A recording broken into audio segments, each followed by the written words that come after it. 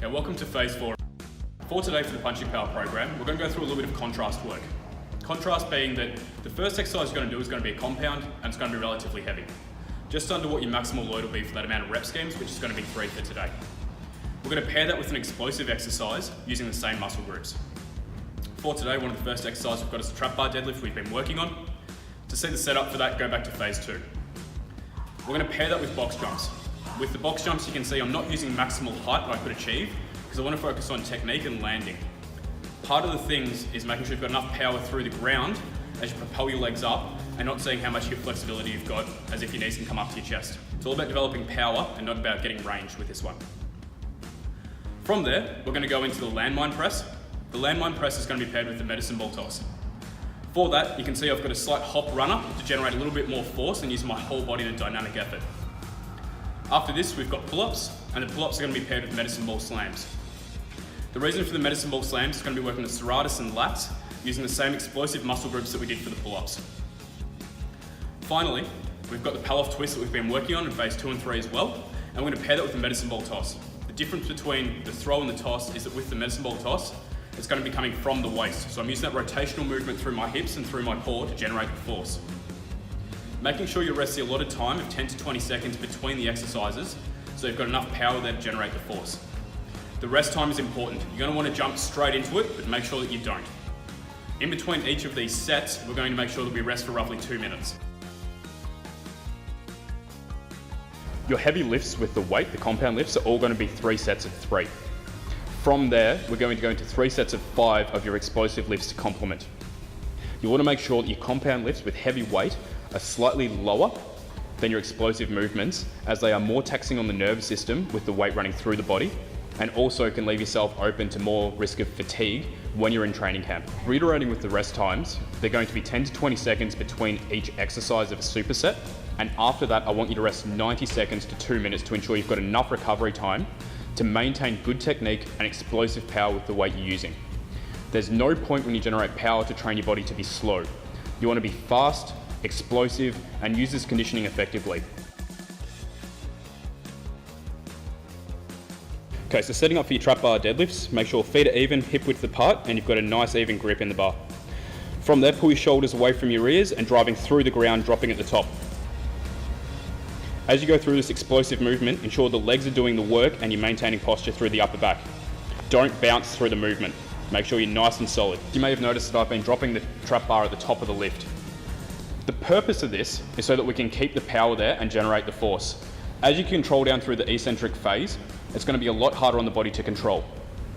Now, I don't recommend doing this if you don't have bumper plates. If your gym has ordinary plates, then I'd recommend either going for potentially a rack pull or just controlling on the way down and using slightly lower effort in terms of resistance.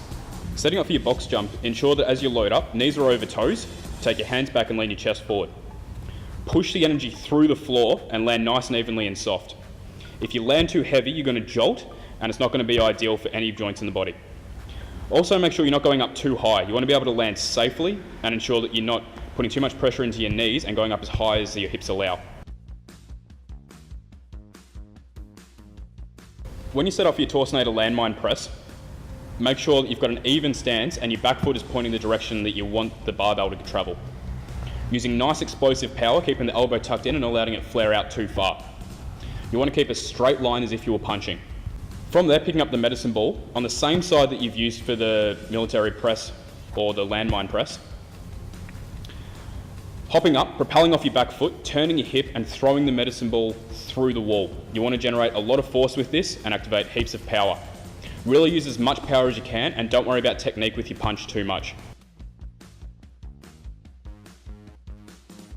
For your pull-ups when you set up, we're going to go a wide overhand grip. Making sure that you're just outside of shoulder width apart and wrap your thumbs around the bar to ensure that you've got a nice even grip. Elbows and wrists are secured as well. As you jump up, lock the body in using your core, going into as hollow body position as best you can.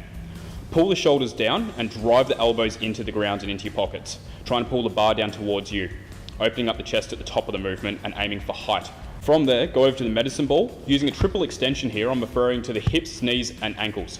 You want to drive up, extend fully, using your core and driving your elbows into the ground, throwing the medicine ball through the floor with intent.